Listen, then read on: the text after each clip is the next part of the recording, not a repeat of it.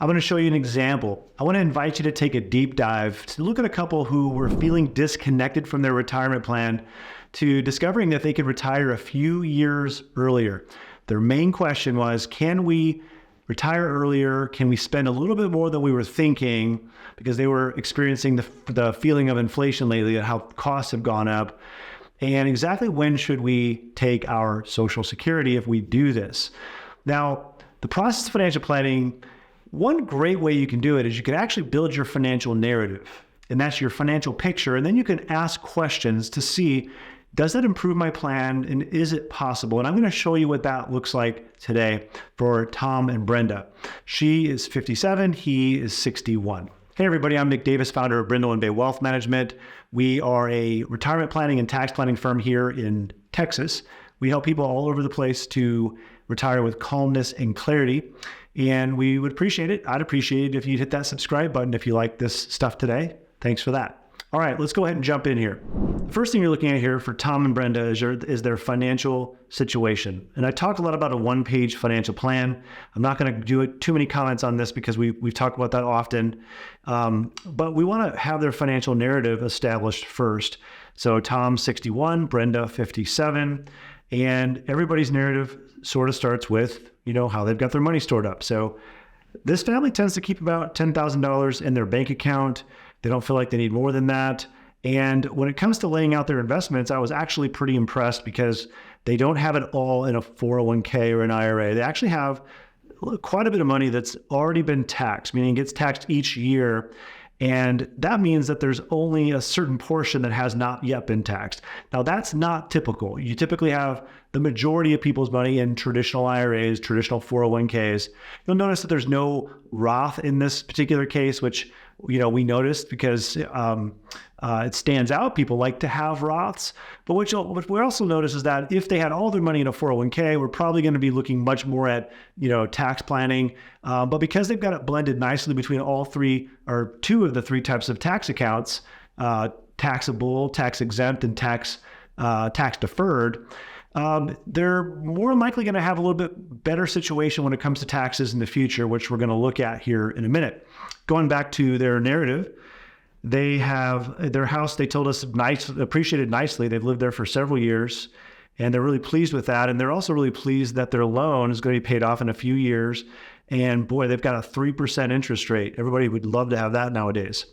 When we look at their goals, they want to spend about $8,000 a month in retirement. They want to retire at 67 and 65. That was their original intention.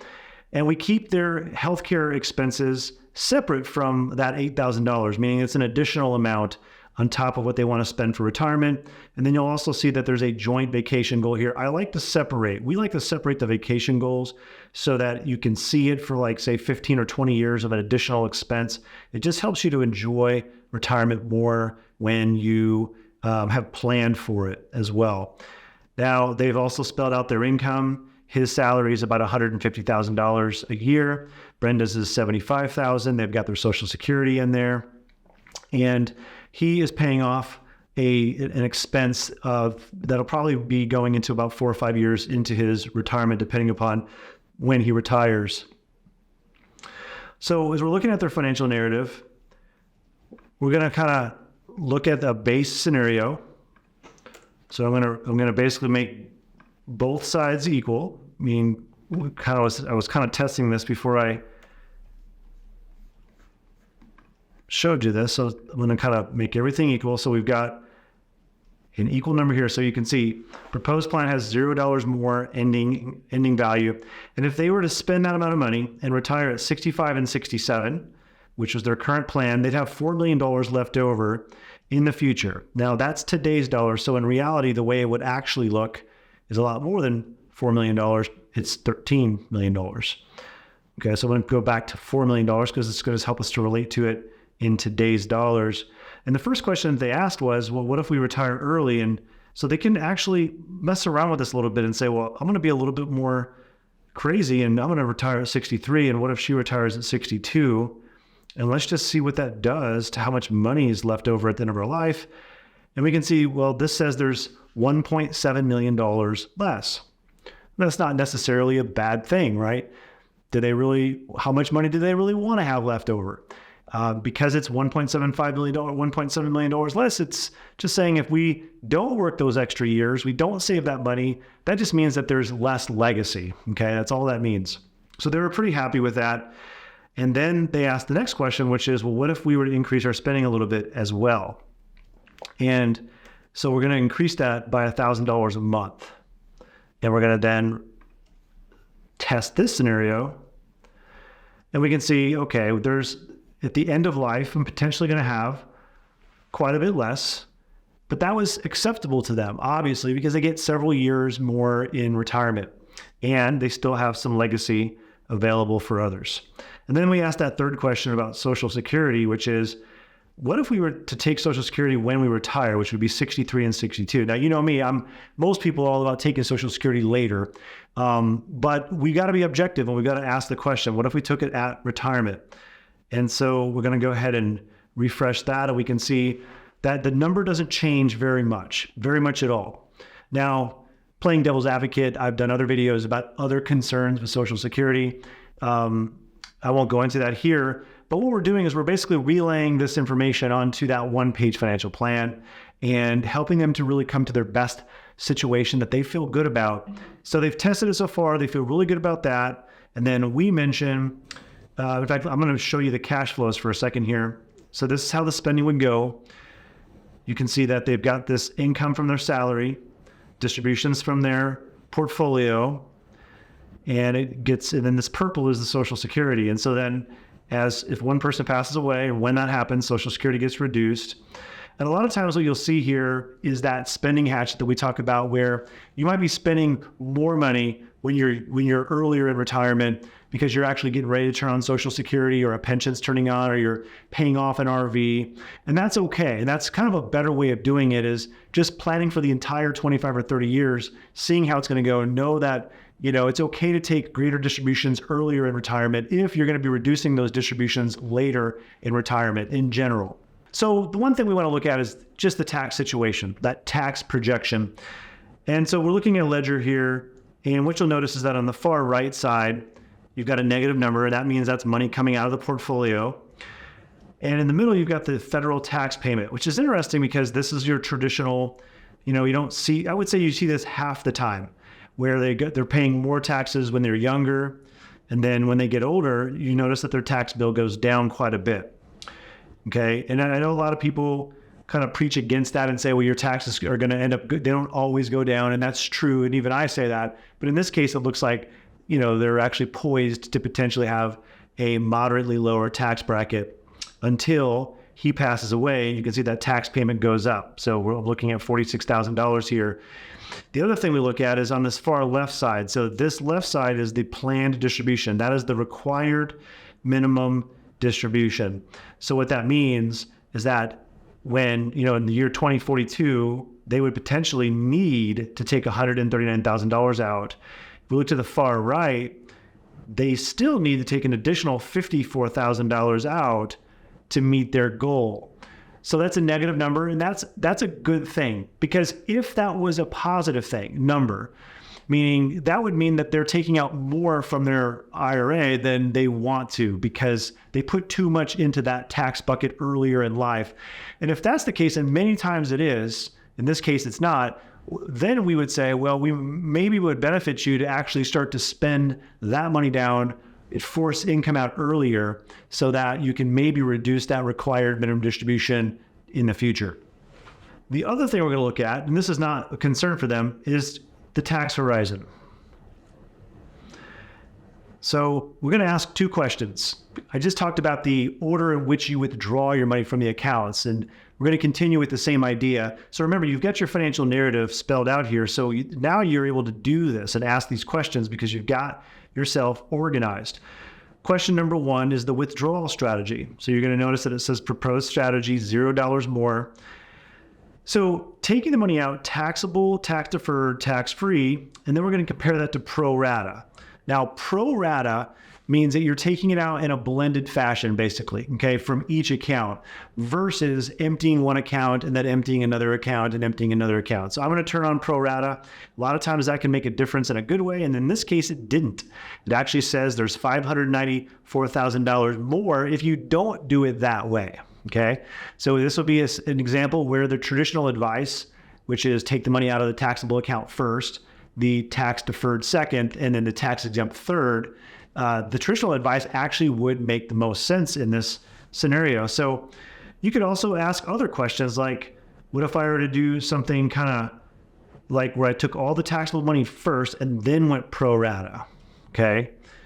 And you can see there that there's not much of a difference. And part of the reason for that is that there's no Roth. And so that tax-free being last doesn't really make a difference. So there's different with sequences in which you can actually withdraw from a tax standpoint. This helps to point them in the right direction that when we go to make distributions for them in retirement, when their advisor makes distributions for them in retirement, then the rule is on their one-page plan, they're going to take it out taxable first, tax deferred second, okay, in this scenario. The second question here on the screen is Roth IRA conversions. So what we're going to do is we're going to say, now you can see this 24% estimated terminal tax rate. What that means is whoever inherits it, what's their tax rate going to be? So we're going to say 24%. And then we're going to say, what if we do Roth conversions up to the 15% tax bracket? So that green is basically forcing income earlier than you need so that you can put it into a Roth. And here you can see that it's not beneficial to do a low amount of Roth conversions. So then we can ask, well, what if we do more aggressive Roth conversions to the 22, which will soon be 25% tax bracket? And the answer is, not so much, right? Unless taxes go up, sometime during their lifetime beyond what they are right now. That's the wild card that would change the outcome here. But then we're going to do it one more time. We're going to say, well, what if we were very aggressive and we actually did it all the way to the 28% tax bracket? It's going to be 28% after 2026. So 24% right now. Now here we can see that there's $934,000 more. So being very aggressive, there is some benefit. And when we compare it, we can actually see we're giving our heirs 100% money that is tax-free as compared to not doing that. And when we look at the total amount of federal taxes paid to Uncle Sam, we can see that there's about $716,000 paid in the example of aggressive Roth conversions. But in the example of, doing it slowly over time, there's about double that amount, $1.5 million. Does that mean that they should do Roth conversions? I've talked about this in other videos. There's a break-even point. A lot of those taxes come from the heir, when it gets to that next generation. It's going to come down to a personal decision for them. How important is legacy? How much do they think that taxes are going to go up during their lifetime? Some people want to be very aggressive about Roth conversions. Most people don't, okay? So I really feel like it's important to just lay out the picture so that people can decide for themselves with their eyes wide open. We have other software that we use to kind of lay this out more clearly if you've seen any of our other videos about Roth conversions. Now, there's one more thing that Brenda mentioned, and she wanted to know, she goes, I feel great about this, but what about if the market goes down a lot during the early part of my retirement? And then what if healthcare, we haven't accurately figured that in? What if it was actually more money than we thought? Again, since we have the narrative spelled out, we can actually just look in here and do a quick stress test, and it's pretty easy to do. So I'm going to go to the stress test.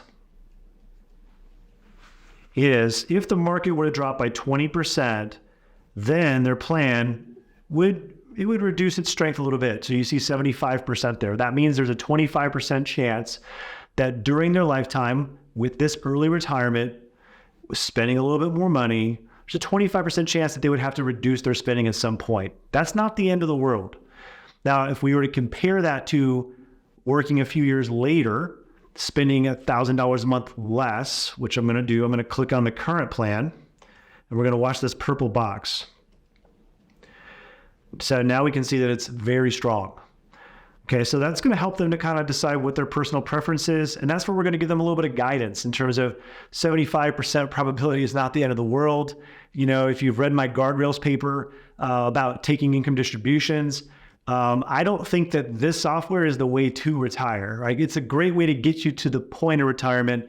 It's not a great way to know that you're spending the most that you can spend or when it's time to cut back. And that's what we use moderate guardrails. So if you want to get a copy of that, you can check in the video description. You can download that paper and read that because, you know, I don't want people to be overly concerned about that dial. Okay. The other question that she had, I'm going to go back to the proposed plan, is what if healthcare was higher? And here we're going to just be reasonable. We're going to say, well, what if it was 20% higher? Because we've already got a pretty good healthcare budget in there.